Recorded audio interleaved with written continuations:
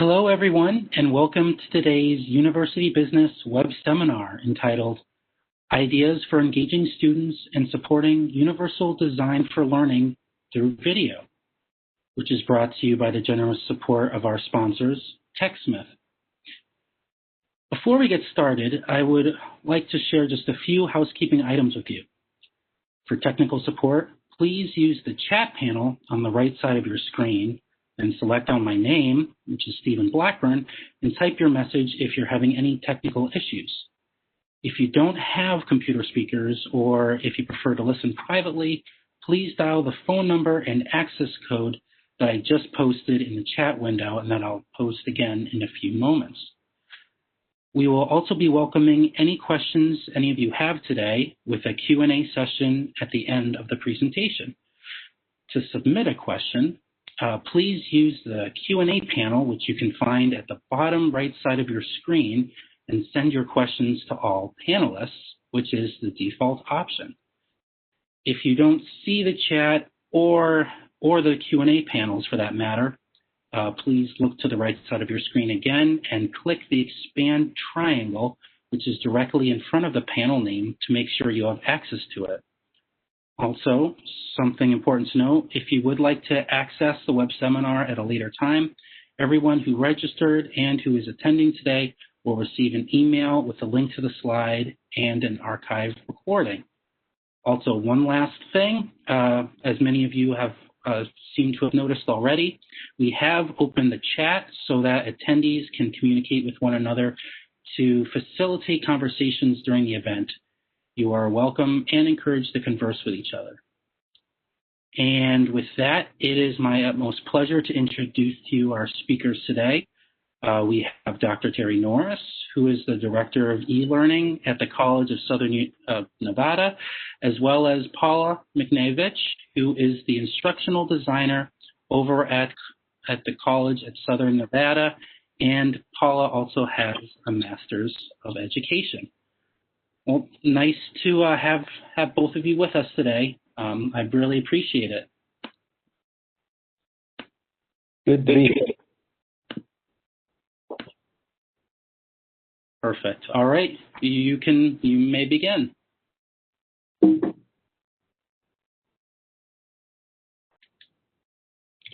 So my name is Terry Norris, Director of E-Learning at the College of Southern Nevada. I just wanted to talk a little bit about CSN, or the College of Southern Nevada. Our mission statement is to empower our students and communities to achieve, succeed, and prosper. We're a fairly large institution. We are a community college. We had, in the spring semester, we had 35,000 students. Out of those 35,000 students, about 16,500 were completely online at the beginning of the semester.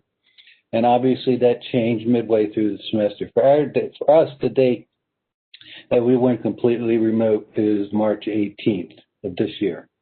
We had planned to have a slow rollout of TechSmith Nomium, but we pushed that out quicker once the pandemic happened in March, and we had to go remote and online. And we just wanted to give our faculty tools that they can better help our students with. We have 550 full-time faculty, more than 70 academic programs. We have 26 degrees and certificates completely online. We have 3 campuses, and what I neglected to say about CSN is all 3 campuses are located in Las Vegas, Nevada. We do also have 7 learning centers, some in Las Vegas, some in more rural areas, spread throughout Southern Nevada.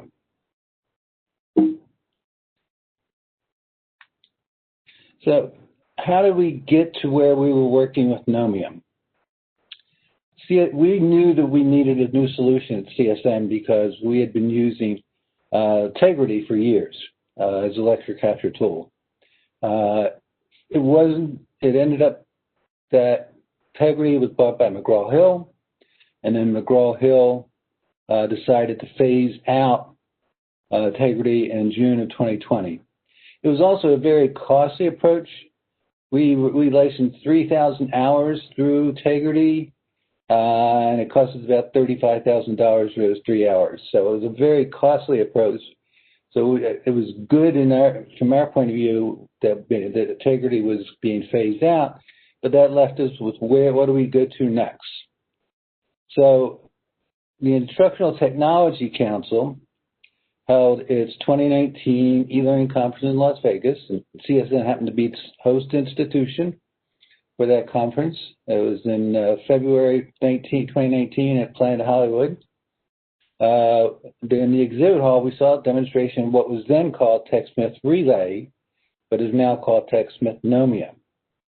So we made contact with TechSmith and said, when we get back to the office, the conference is over, let's schedule a demonstration of Relay/Nomium for my staff in the Office of E-Learning.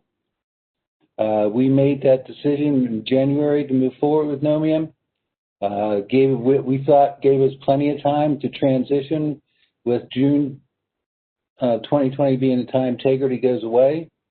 But as I said earlier, we had to do a quicker transition when we went remote, and you all of a sudden go from 16,000 students, 16,500 students completely online, to 35,000 students mostly online or remote.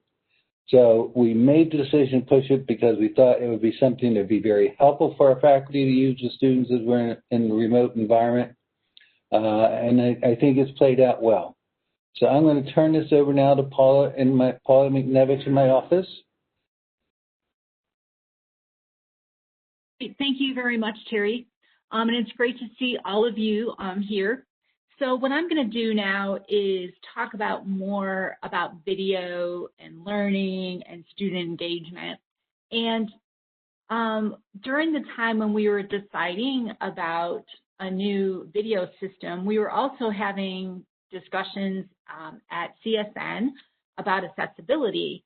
And part of our accessibility committee, we started talking about universal design, and we're going to then talk about universal design for learning. So universal design, a great example is the left picture, which is a curb cut. And a curb cut was actually made for wheelchairs so that they could maneuver, from a street onto the sidewalk.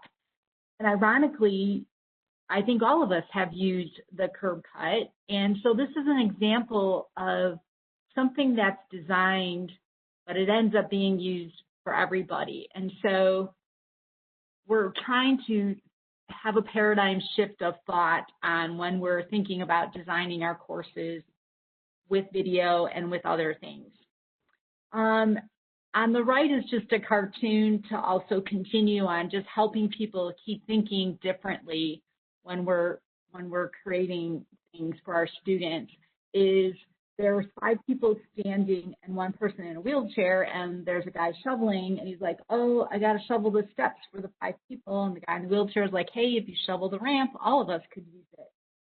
So really, universal design on a big level is really minimizing barriers, and we feel maximizing learning. And so what I'm going to do now is, on the next slide, we're going to move into from universal design to universal design of learning framework. So what happens here is there's 3 main things we're going to be looking at, and I'm going to go through each of these and give you examples with video, how to use video with these. But basically, it's multiple means of representation, multiple means of engagement, and multiple means of expression. Well, it just so happened during the crazy COVID last semester, our institutional research really delved into the evaluation students gave us and feedback. And it was interesting, 2 themes came up, and actually the 2 themes are part of the 3 parts of universal design for learning. And so one of them was students really liked interactive modalities and videos for their learning, which we're going to talk about in representation.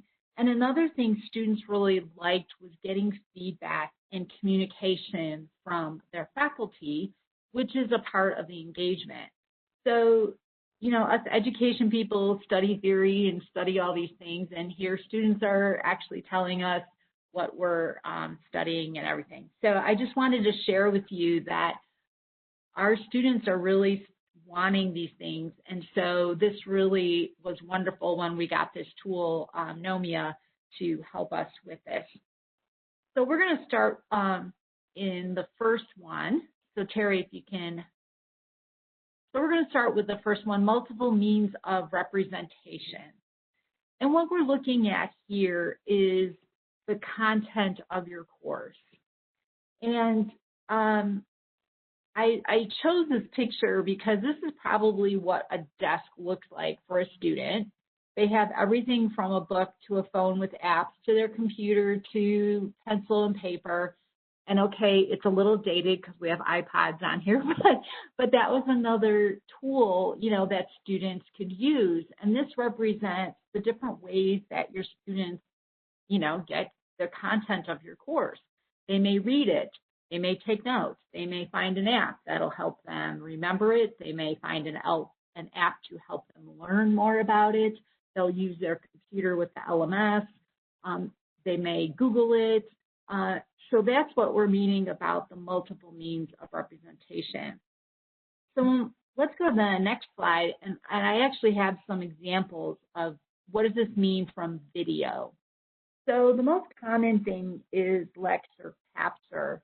And I think Nomia now is not necessarily lecture capture in a classroom, but it's more of a lecture capture from the computer as a screen capture, or also a faculty member speaking to their students so they can see them. So that's one way where you can give your content to your students as a teacher, and that they really like that type of thing. Another thing that came from the faculty is they talked about it as explainer videos. They said, yeah, I love this tool because some students may be stuck on something and I can quickly make a video and show them. So some examples. We had a chemistry teacher, and you know they're trying to move chemistry online with demonstrations and stuff, and so students were having problems with this one part of the experiment. So they're able to make a 15-second video of a part of the experiment that they really wanted them to focus on, and that helped the student out with the content. Some English teachers used it where they can do a screen capture and they could go and show students how to format a paper, or they can show here's how you find a thesis statement, etc. So again, an explainer video is that short little thing to show them something they're having problems with. The last one I was going to talk about was computer science. Sometimes with programming, maybe there's some coding, so you can show the code and point out to the student this is where you may want to change something. Or you can do a screen capture of how do you connect two databases together because they're having problems with that. I myself, as an instructional designer, I've also used this tool to explain to a faculty member how to use a tool. Oh, you know, I can't do this, Paula, on my quiz, and I could go and quickly show them how to do that. So this is ways to use video for content or whatever your discipline is. And so these are just some ideas on it. So we're going to move to the next one, which is the multiple means of engagement. So I look at engagement as student to the content, student to student, and student to faculty. And so we're going to look at some examples on how video can be used for this type of engagement. So if we can go to the next slide, I have some examples for us.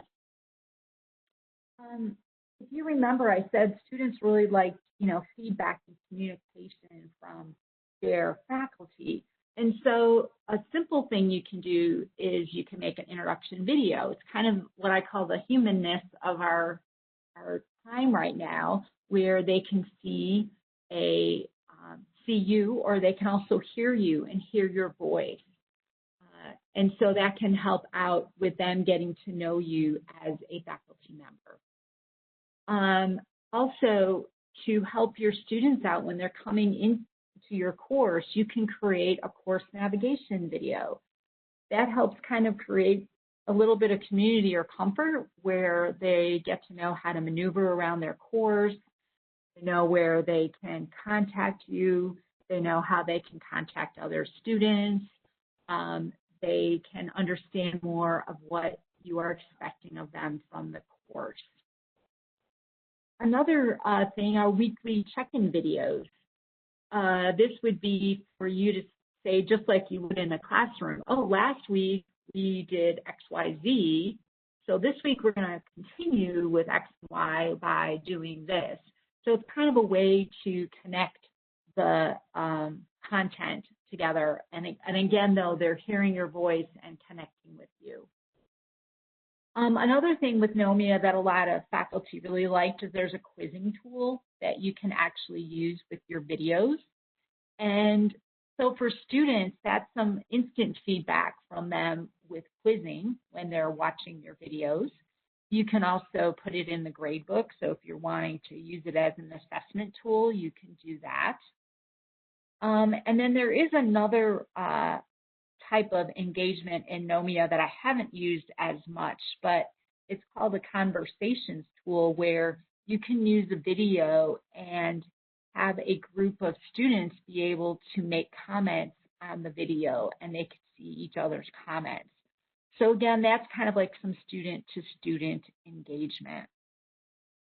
And another idea is faculty can give feedback about their assignments using video. And so I had some art teachers, again, using screen capture, are able to show drawings and are able to show their students, like, hey, I think you should use a little more shading here, or you may want to try this here. So again, that's the feedback that they're needing from you that they may not be able to get because you're not face-to-face with them. Before we go on to the last one, if any of you have ideas, other ideas about representation or engagement using video, you can put your ideas in the Q&A, and after I'm done with all these, we can share other ideas, because I'm really hoping that you come away from this with some new things to put into your classroom, and also see how it fits into a bigger picture of helping your students maximize their learning. So we're going to go to the last one. Paula, can I jump in for a second? Oh, sure. I just wanted to throw in another way that faculty are using videos in their courses. We have the faculty who create videos about the course evaluation process and post them in their courses to encourage students to complete the course evaluations, and why it's important to the instructor and why it's important to the institution. And this really worked great for the instructor because they end up getting about a 20% higher percentage than the institution does. So it's just another way that you can use videos in your course. Great, thank you. So let's move to the last one. So this one is more talking about how to involve your students more with video. Multiple means of expression is having students have the opportunity to share what they know with you in different ways than just writing a paper. And so I found this group of people, videotaping themselves. And so this is a common thing that students do now with their phones. They could video things around them. So if we go to the next slide, I have some ideas for you. So students demonstrating what they know. An example is we're in Las Vegas and we do have bartending classes. And so students actually use their phones to film themselves making a drink for their final that they had to share with their with the faculty. And so this is an example that they can show you something as opposed to taking a multiple choice test or writing something. Other things to help students stay engaged in the class is always trying to connect your content with what's going on in the world.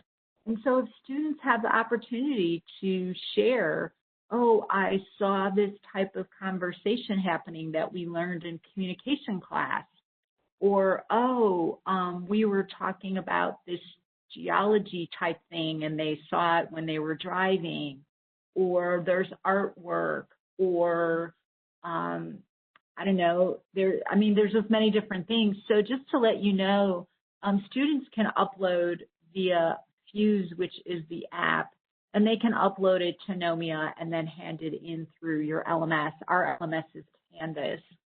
So, so this is an idea of how students could use video in the classroom. I mean, I'm sure there's others too, but so right now what I'd like to do is, Steve, are there any other ideas that people have shared about representation, engagement, or expression? Yes. So hold on, let me go through them. So someone shared that most courses have PowerPoints. So this person isolate a few of the more important PowerPoints and then creates videos with just those PowerPoints. The attendee also says that I do it multiple times a semester.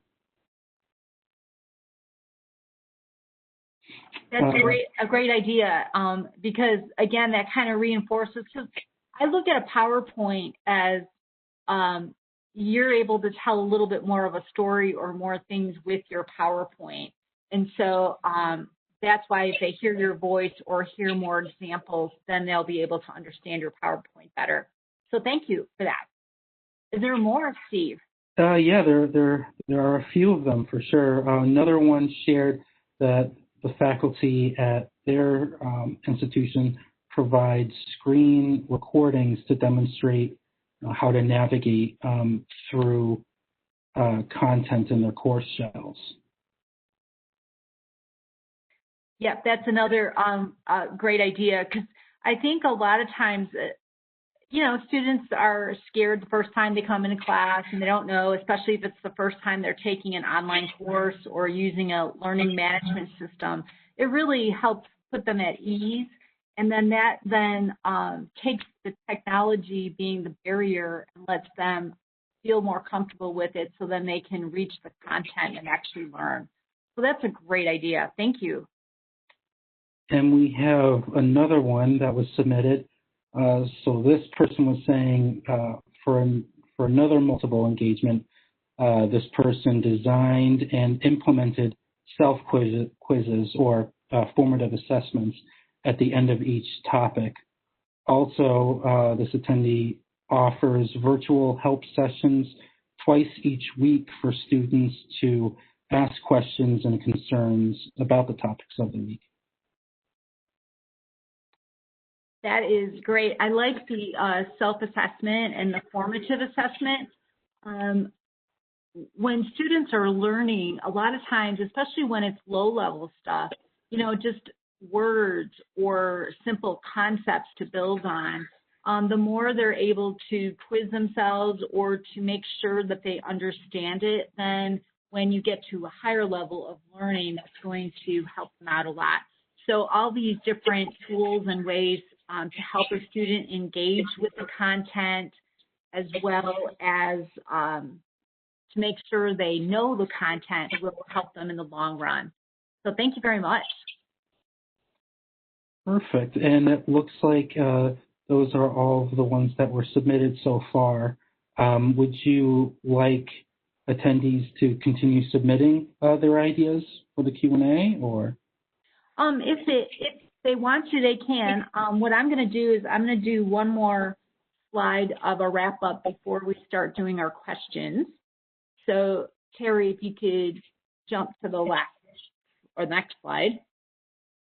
So I was going to close by going back to the original concept of of looking at universal design as minimizing barriers and maximizing learning.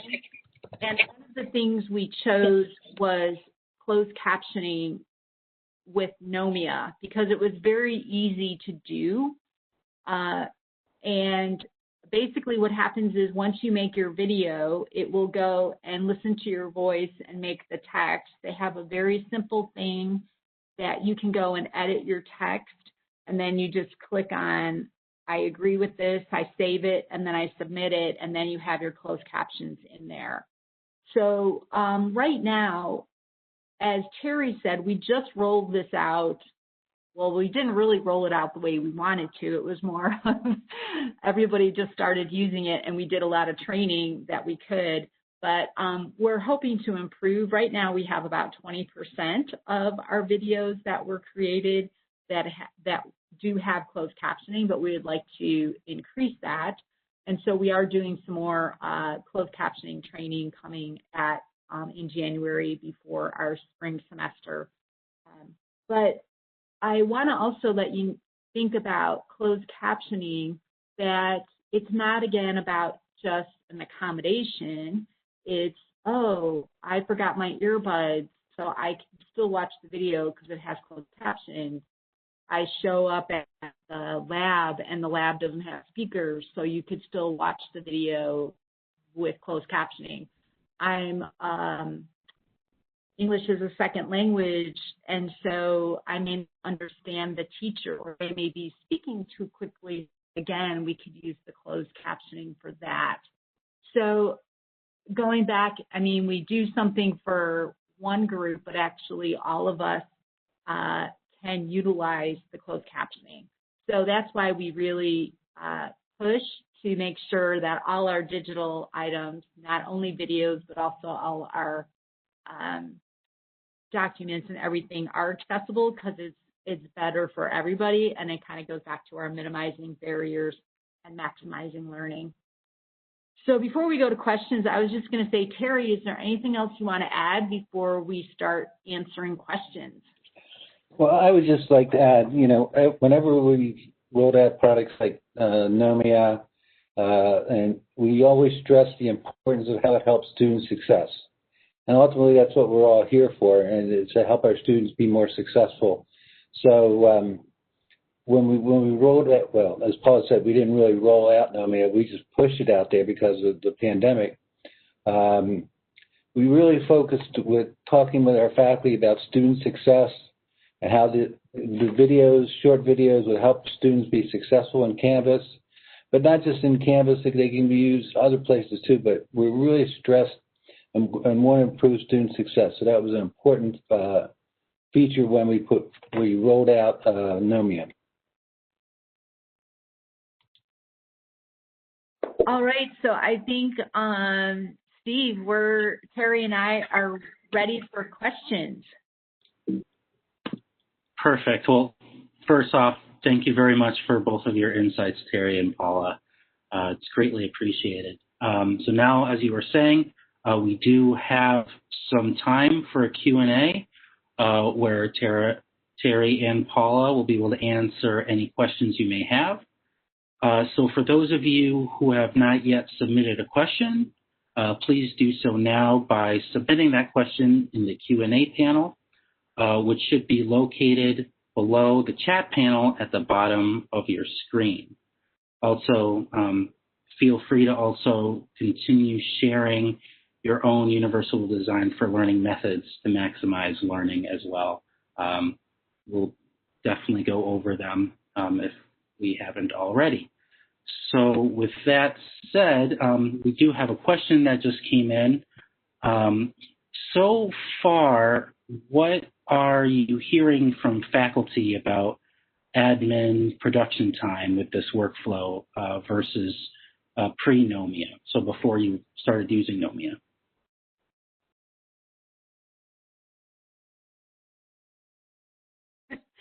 So I've only been at the college for 3 years, so I'm not sure much about Tegrity use or how much time they took. I do know I was amazed on how many faculty have just jumped in using Nomia. They found it to be a very easy tool to use, and it was almost encouraging, like they were encouraged, they got excited about wanting to use it. So going back to time, I'm just going to share with you that I encourage faculty to do short videos. So we always think of a lecture as 45 minutes, and I share with them you should really break your lecture down into smaller parts, maybe 5 to 7 minutes. The max is like 10 to 12 minutes. And so with that being said, if you're doing about a 5 to 7 minute video, you are gonna like screw up a few times. And so it may take you more like an hour to do 5 or 7 minute video, but I think the more you get used to the tool, the shorter amount of time that it is. But there is some time that it takes to create it, but then once you create it, it can stay with your course, you know, semester after semester. So I'm not sure if that's exactly everything that the person wanted to know about time, but I don't know if Terry wants to add anything more on that. Yes, I can add something. As I said, before we moved to TechSmith, we were with Tegrity, we were limited to 3,000 hours. We were using all 3,000 hours for a small group of faculty, so we didn't have the ability to expand lecture capture beyond those 3,000 hours. So what we discovered was a lot of our faculty were creating videos on their own and then uploading the videos into the learning management system, and which could be, especially then when you're in a pandemic and you're working from home, could be a very lengthy process. We had many who I've been contacted by saying they were timing out and they couldn't get their video uploaded, or I had to increase the course of their shell the size of their course shell. So having Nomia reside in the cloud, I think has been a very smooth transition for our faculty and made it much easier to use videos in Canvas because they don't have to upload the videos. It just links to them, and it's a much easier process for them. Perfect. Thank you, both of you. Unless, Paula, you have anything else to add? No, I'm just hoping that if people want to add more questions, if we weren't clear on anything, that'd be great. Yeah, definitely. All right, so another question that came in, it's specifically about Nomia. So does Nomia have statistics that faculty can look at, you know, how many students watch their videos and how much they watched? Yes, they do. And so in a faculty view, when you create the video, you have analytics of the student, who it is, how much of the video they watched, and then there is a quizzing analytics. So then you can go and look at the class by the question. You can, again, also see how many students actually completed the video with the quiz. And so those are the two major analytics that you can see as a teacher. And then there's the part that is the closed captioning. That's not really analytics. That's just another part of the video area for you to use. But those are the two analytics, the quizzing and who watched it and how much of it they watched. Perfect. Terry, you want to add anything to that?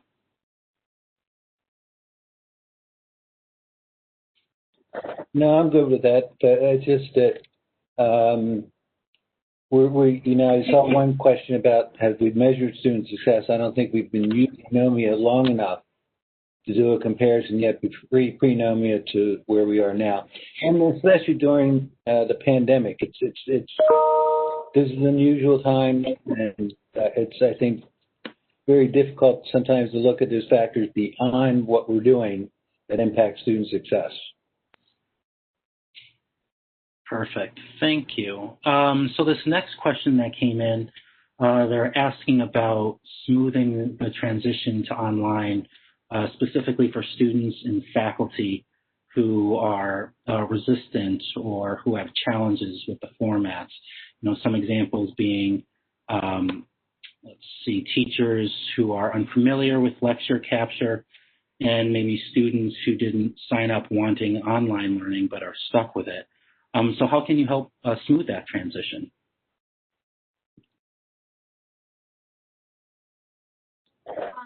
The approach that we took in March, on March 18th, was to do minimal and not do maximum. Being an instructional designer, I look at things more of what are you trying to accomplish and what's a tool or what's a way that you can accomplish that. And so to me, I look at video as a high-end thing that you do, but you can also do things at a lower end. So going back to transition, I never force anybody or tell anybody that this is the only way you can teach. I want to meet the faculty where they're at, and I want to meet the student where they're at. I think in the spring, students were kind of, as you said, stuck, and so were faculty because we had to finish the semester off. I think both groups were able to prepare better. We as a college were able to, get more computers and laptops and hotspots and really problem solve for the fall. And we also prepared faculty more for the fall. So I'm hoping, our enrollment's down, so I'm guessing some of the students that didn't like it are not attending. And they're probably attending for other things like finances and other stuff. So, so I guess I like I shared, I go for simplicity, and if you get more comfortable and want to try the video, go for it, but I'm not making you go for it because I don't want people to be uncomfortable or not wanting. So start people where they're at and kind of build them up little by little. So. I'd like to jump in there and say that one of the things we did at CSN that helped faculty is we did a lot of just-in-time virtual trainings for faculty, and we used the tools that were incorporated into Canvas. So as faculty were taking those trainings, they were learning more about Canvas. For our students, we do have an online readiness assessment course that we right now it's not required, but we are encouraging all students, especially in this pandemic and remote time, to go through that online readiness course so that they can learn more about what they need to do, both for CSN, how to use the tools of CSN, but things like time management, study skills, all the tools they need to be successful in the online format. Perfect. Thank you for that. Another question came in specifically about Nomia. They were wondering, does the tool require one-shot production, or do people, are they able to edit their material?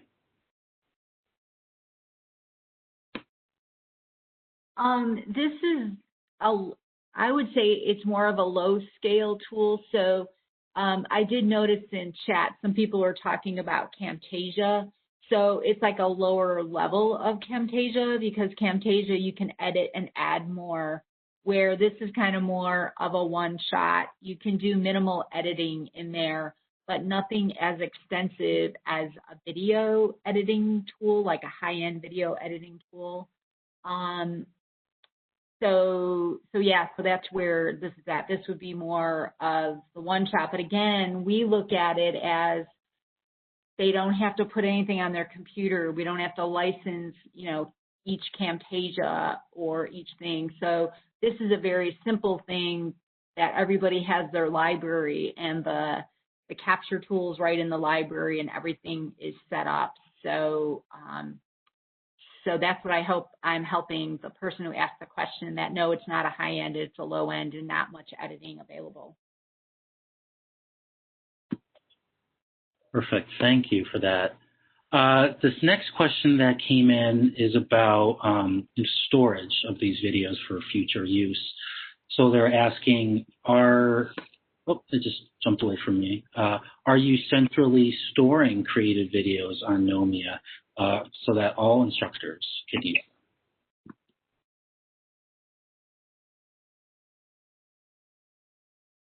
them? I think it's a class.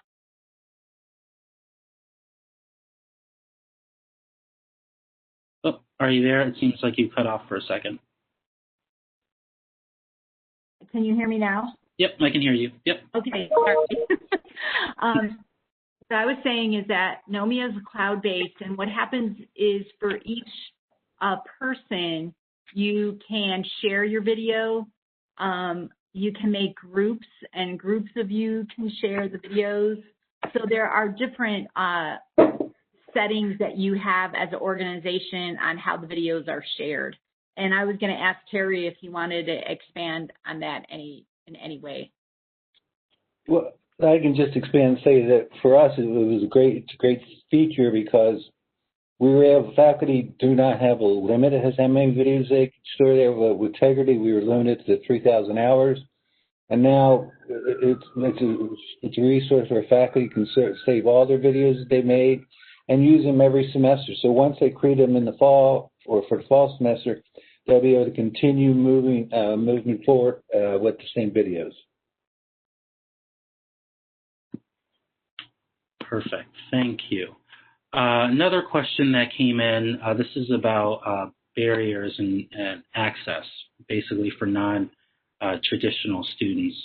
So have you seen Nomia presenting a barrier for non-traditional students, especially the interactive features?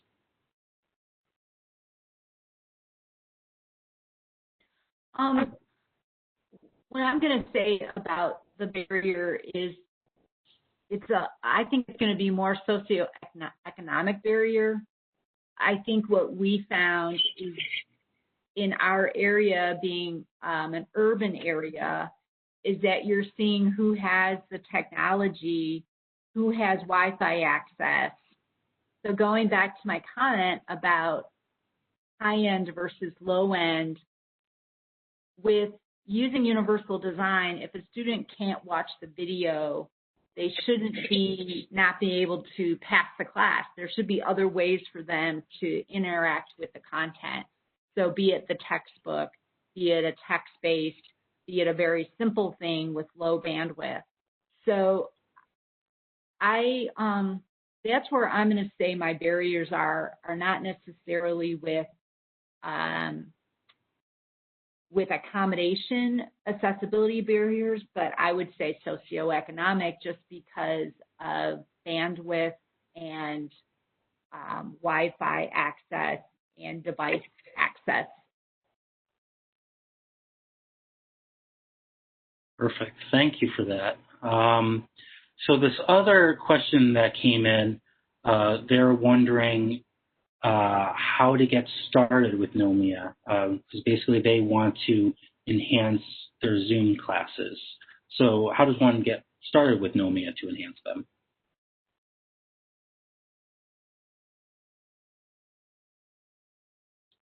I don't know if that's more for a TechSmith representative. We don't use Zoom at our school. We use Canvas as our LMS, and that's how we have used Nomia. So again, I don't know if that's more of a TechSmith question. And Terry, if you want to jump in. No, I was just going to say the same thing, that we don't use Zoom at CSN, so I don't think we're really prepared to answer that question. No worries. Thank you, though. This next question that came in is about copyright and access. So how is copyright and access protected or controlled, or are most of the videos considered OER?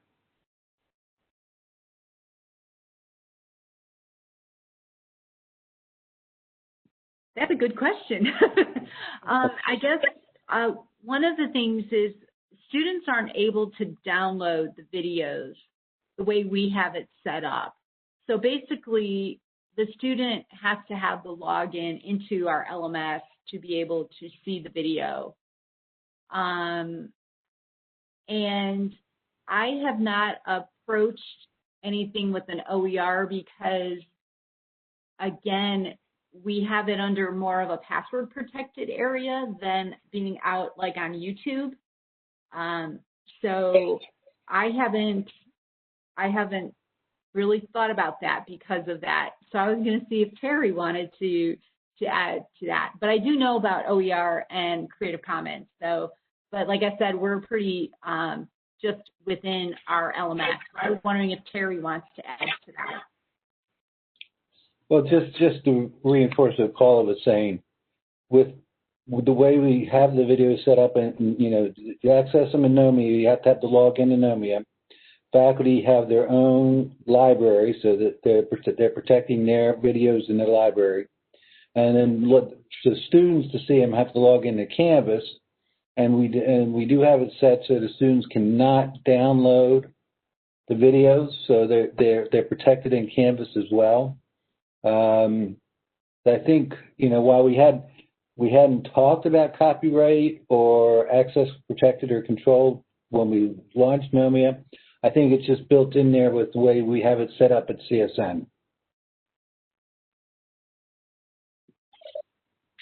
Perfect. Thank you. This next question that came in, they're asking if the classes at CSN, are they mostly asynchronous or synchronous course times for the capture? Well, I can talk just from the, excuse me,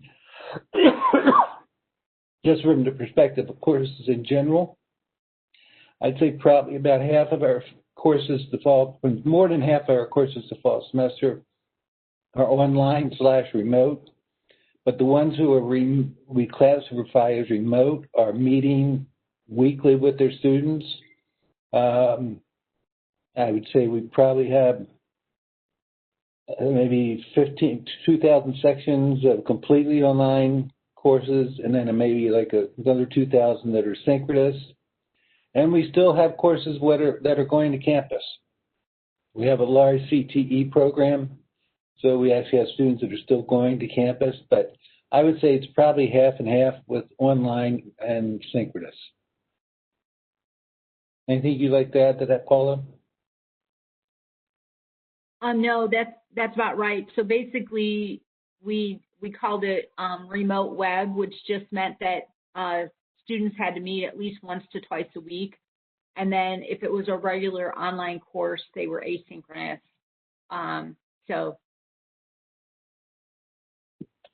Perfect. So this next question, this one is mostly about universal design for learning and basically what that means. So is UDL, is this mainly about subtitles, or does it also include color, pacing, or other elements of video? I think universal design for learning is a framework. And that's, for example, one is via and or good break, and so saying that we have multiple ways for a student to engage with content. Going back to the question about color, and we've been teaching about that confidence level for accommodation and accessibility. And so it's been in conversation, but I just want to make sure that universal design for learning is looking at many facets, and one of them is video.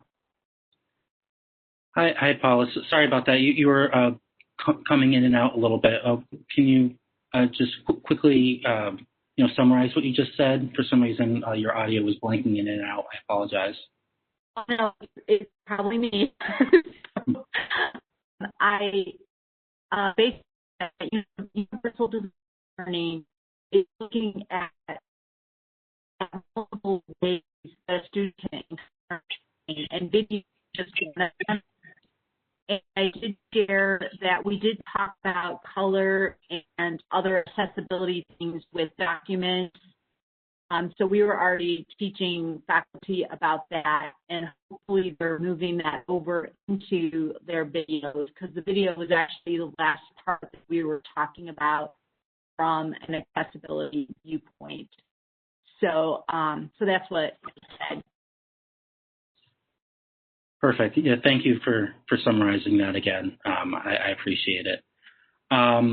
So really quick, right before I go on to the next question, I just want to let everyone know that if you have any other questions that you would like to ask Terry or Paula, please do so now, since the web seminar will end promptly at 3 p.m. So please feel free to submit any more questions you might have. So this next question, they were wondering what types of videos do students seem to engage with the most, or maybe that they prefer the most?